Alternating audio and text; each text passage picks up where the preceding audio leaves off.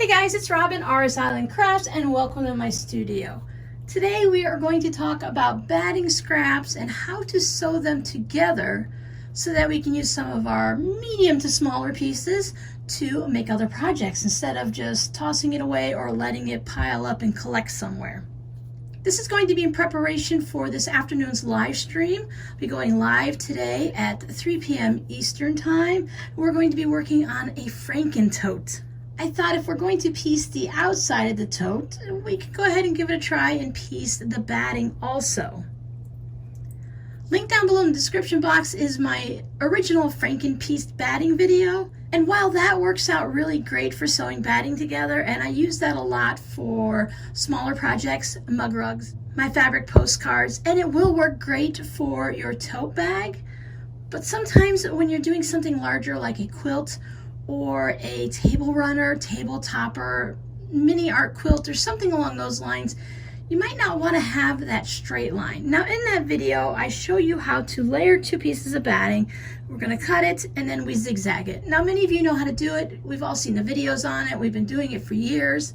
But sometimes when you take your two pieces of batting and you square them up together like this and you zigzag it, sometimes it shows through on the top of your quilt, especially if you're using a lighter background fabric or something. You might be able to see this line. Sometimes it separates a little bit and it just gives that shadow effect. Sometimes you can see the crease, and sometimes it works perfectly well and you never have a problem again. But if you run into any type of a problem with that and you just don't want to deal with that situation, I'm going to show you another way. It never hurts to learn a new technique to find something that works for you. If the old one works, great. If the new one works, great. Or do like I do and mix them together. This is where I actually keep my batting scraps. Anything that's probably about smaller than 3 inches wide, I put it in a separate container that you probably have seen before, and that's where I store things for making like handles on tote bags. And I keep this one for anything that's larger than an art quilt, and I use it for things like I said, like placemats, table runners, the tote bags. Now some of these are larger pieces and I might be able to just use this one as is for a tote bag. Some of these just happen to be the leftover bits that I had when I had the end of my quilt batting. So these, maybe you got something like this that came off of your, when you trim up the sides of your quilt, especially if it goes to a long armor, you have wider strips of batting. I'm just gonna go and dig through real quick and get some smaller pieces. Doing a little tutorial video like this, I don't need to use those really long pieces like we would use for a quilt or a long table runner. Just get a little bit of some scraps that we can sew together to show you how it works. I can always tell what projects I've been working on lately based on the way my batting bin looks. I had to go through a nice little stack of larger pieces to get to a couple of the smaller, narrower pieces because I have been working with the tote bag, so that uses larger batting. Now this technique will work for any of your battings. I'm going to show you two different ways to do this technique, and one of them is going to involve using an iron. So if you have something with a polyester blend, you could try putting a pressing cloth on it, or you might want to skip that. Mine are a little bit wrinkly, they're small. I'm going to give these a nice good press. They're 100% cotton, so I don't have to worry about that. Now if you've seen the video where I show how I clean the fuzzies off of one of my cutting mats, I'll put that down in the description box for you also. You'll recognize this mat. I'd rather get the batting stuck in this fuzzy mat than to get it stuck in the one that I use for actually cutting fabric. That way I only have to worry about cleaning this one every now and then this one, my good one, will last longer. Now when I look at my two strips, I see I have some zigzaggy edges and two straight edges. In my previous tutorial, I would just put those two straight edges together and zigzag them up. But for this one, we're going to cut more of a serpentine curve in it, and that's going to spread the seam out over that little bit of a curve so you don't have that direct harsh line. I actually have a batting rotary cutter. I put as my blades from cutting my regular cotton fabric get a little bit duller, I still have one that I use for paper, but that one's been lasting forever. So I put that next dull one into my batting rotary cutter. That way it's still sharp enough to cut the batting, but it's not quite sharp enough to cut my fabric. I'm going to use the lines on my mat here, or you can just go ahead and guess, but I'm going to overlap these by 2 inches. You can do a little bit less if you want, but I find 2 inches allows me to get a nice bit of a curve in it. If you're comfortable just cutting the curve with your rotary cutter, you can go ahead and do that.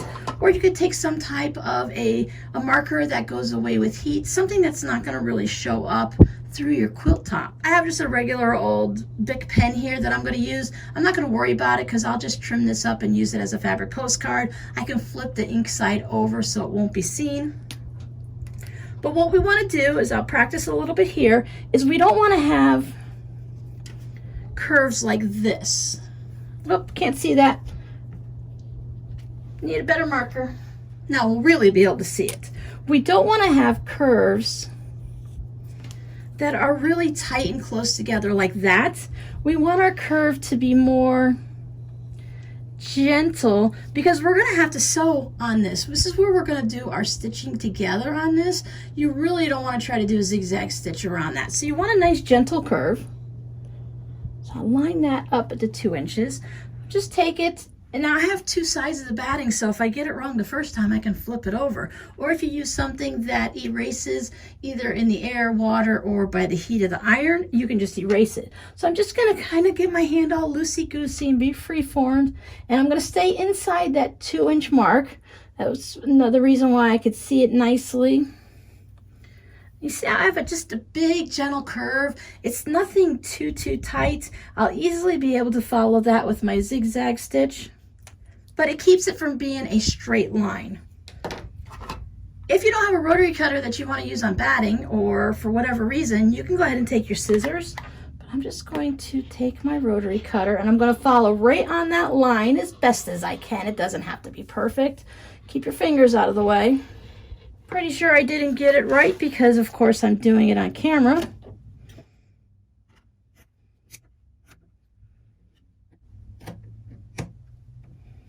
It's not bad at all. So I will take this extra piece off of here and this extra piece off down there. And when I take it to the sewing machine, just line those 2 pieces back up and I will be able to zigzag stitch it. Now, another way you can do it, if you want it to be extra secure, you can do both of these steps, or if you just want to do one step and have it done. I know they have that fusible interfacing tape that you can put down to do the straight ones, the straight cuts. I don't know how wide it is. It's not something I use. But you can also get your interfacing scraps. Now these are a little bit wide. Some of them are shorter, some of them are wider. Now since I know that I kept within the 2-inch mark, I can cut these to 2 inches. Again, I have 100% cotton batting here, so I don't have to worry about putting my iron directly on it. I can feel the glue bumps on the back, so I will lay that right down. Flip it over. You can use a pressing cloth if you worry about your iron. Now, if I press those down, that's going to give me a good seal on that, especially for my smaller projects like a tote bag anyways, that I'm going to be doing some extra quilting. If you're doing a big quilt, you might want to do the zigzag stitch on there and do the interfacing. Now this interfacing is lightweight. It's the P44F on the fusible interfacing from Pellon. I can pick it up for 99 cents a yard at Joann's, and when they have it on sale, sometimes it goes down to 39 cents a yard, and that's when I stock up and I grab a whole bolt. So if you save your scraps, you could put little pieces on it. Have you ever seen those steri strips that if you or your kids, they cut themselves and they don't quite need stitches, but they need something to hold everything together? You can also do that with this. If you want to do your zigzag stitching and you want to just touch base with it and just hold it together a little extra securely, you can treat this like the steri strips and just take your super smaller scraps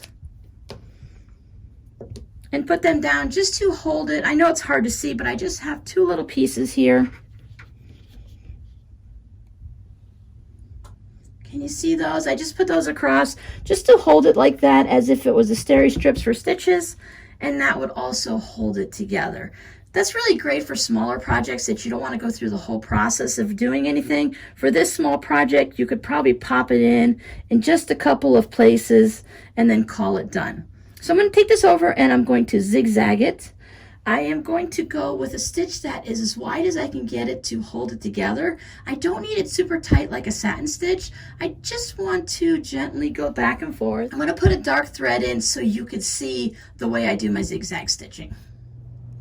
There it is. Did a nice little zigzag all the way through. I took the pieces that I cut off and I practiced a little bit just to see which way I wanted my zigzag stitch to be. For my machine, I'm sewing on a Brother. I had it at the 2.5, which is a space in between the zigs and the zags, and 7.0 was the width. So if you see, you give it a little bit like this, you don't see that straight line like you do when you're sewing the two together. Sometimes when I did that in between the little bit of spaces in between the zigs and the zags, you could see the little bit of an air pocket, like a hole that you could see when you open it up. Now I don't see that when I go through and I do that on these. And what I did is I put this center part here. I have that little center mark on my sewing machine on the presser foot, and I let that just follow on my presser foot. I did realize that it was much easier to see if I had that blue line marked there. Otherwise, you're just looking at white batting, and if you're using white thread, it can be a little bit difficult. But just go back through and check it afterwards, and if you missed any spot, you can just re-sew it or use some of your interfacing to do that little stir strip band-aid on it. I just went really slow, and most of you know I'm a speed demon when I'm sewing. I've got to go super fast. Just take it nice and slow and just do it like you're doing with a circle. Just kind of move it around like this. Lift your presser foot up if you need to, but that's why we did the very gentle curves. If you get a little bit off, if you have a wide enough zigzag, you may be a little bit 1/8 of an inch here and 1/4 inch there or whatever, but it does cover it all up. And now you can go ahead and trim this up, or I would at least take this part off, trim off that edge after it's finished being sewn, of course, and then I would put it back into my bin of scraps. I would use white thread on the white batting, black thread on the black batting, or cream colored on the natural, just something to blend in so it's not going to pop through. But there was no way you guys were going to see white thread on the white batting. I do like with the curve on how it keeps things from sometimes you get a little bit of a pucker when you do the straight line. Sometimes you can get those little open spaces, but this curve just seems to hold everything together really nicely. You can give it a good little press afterwards. Of course, cotton batting, I can put my iron right on it. So whatever you're using, if you need to put a pressing cloth, that is good too. Test it out on some small pieces. Just get a couple of maybe 6-inch squares of batting and sew them together. Give it a test. See which way you like better. You could sew down this way and then cut it this way and sew it a different way that way, so you have your serpentine or you have your straight, and then just choose whichever one works for you. So I hope to see you guys this afternoon at the live stream when we're going to make a Frankentote. I love making the Frankentote, so I'm very excited to work on that with y'all. I hope you can join us, and if not, please catch it on the replay. So your code word for today will be fuzzy, because that's what my mat always looks like after I work with batting. Thanks for watching. I'll see you guys next time. Bye.